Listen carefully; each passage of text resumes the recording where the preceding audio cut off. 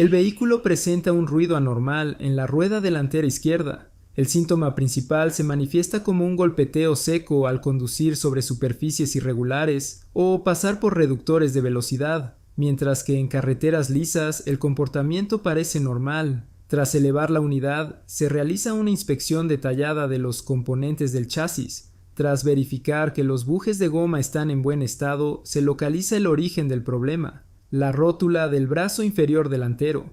Al desmontarla, se confirma una holgura excesiva y una pérdida total de tensión en la articulación. El desgaste interno ha eliminado la resistencia necesaria para absorber los movimientos de la suspensión.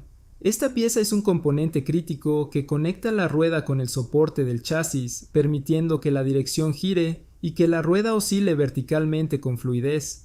Cuando la rótula se desgasta, pierde su fuerza de sujeción, lo que no solo genera ruidos, sino que compromete seriamente la precisión de la dirección y la seguridad en la conducción.